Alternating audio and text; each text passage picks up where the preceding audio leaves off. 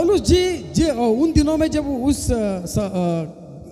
देश में जब संचार कर रहे थे, ಅವನು ಎಲ್ಲಾ ಜನರನ್ನು ಮಾರ್ಪಡಿಸ್ತಾ ಸುವಾರ್ತೆಯನ್ನು ಪ್ರಕಟಿಸ್ತಾ ಇದ್ದನು. वो हर लोगों के बीच में जाके परमेश्वर की सुसमाचार बोलता था. ಆದರೆ ಕ್ರಿಸ್ತನು ಇವರಲ್ಲಿ ಇಲ್ಲ ಎಂಬುದಾಗಿ ಅವನು ಆ ಬಯಕೆಯಿಂದ ಈ ಮಾತಲ್ಲಿ ಬರೆಯುತ್ತಾನೆ. तब मसीह ही इनमें नहीं एक कर ये जानकर ये पत्री को लिखा गया है. ಈ ಒಂದು ಮಾತು ನಮ್ಮ ಜೀವಿತದಲ್ಲಿ ಅಳವಡಿಸಿಕೊಂಡಾಗ यदि इस बात को हमारे जीवन पे यदि लेते हैं तो ಕರ್ತನೇ ಇಲ್ಲಿ ಮಾತನಾಡುತ್ತಾನೆ, परमेश्वर हमसे ये बात करता है, ಇನ್ನು ನಾವು ಜೀವಿಸುವುದು ನಾವಾಗಿರಬಾರದು, अब जीने वाले हम नहीं रहना है, ನಮ್ಮಲ್ಲಿ ಕರ್ತನು ಜೀವಿಸಬೇಕು ಎಂಬುದಾಗಿ ಅಲ್ಲಿ ಮಾತನಾಡುತ್ತಾನೆ. परमेश्वर हमें जीना है कर परमेश्वर यहाँ बात कर रहा है. ನಮ್ಮನ್ನು ನಾವು ಸ್ವಪರೀಕ್ಷೆ ಮಾಡಿಕೊಳ್ಳುವುದಾದ್ರೆ, यदि हम अपने आप को परखते हैं तो ನಾವು ಎಷ್ಟೋ ವರ್ಷಗಳಿಂದ ದೇವ ಮಂದಿರದಲ್ಲಿ ಬರ್ತಾ ಇರುತ್ತೇವೆ, कई सालों से परमेश्वर की भवन में आते हैं, ಆದರೆ ಕ್ರಿಸ್ತನು ನಮ್ಮಲ್ಲಿ ಇದ್ದಾನ ಎಂಬುದನ್ನು ನಾವು ಪರೀಕ್ಷೆ ಮಾಡಿಕೊಳ್ಳುವುದು ಸ್ಟಾಪ್ ಮಾಡಿಬಿಟ್ಟಿರುತ್ತೇವೆ. परमेश्वर हमें जीवित है करके अपने आप को परखना जांचना हम बंद कर चुके हैं. ಯಾಕಂದ್ರೆ ನಮ್ಮನ್ನು ನಾವು ಸ್ವಪರೀಕ್ಷೆ ಮಾಡಿಕೊಂಡು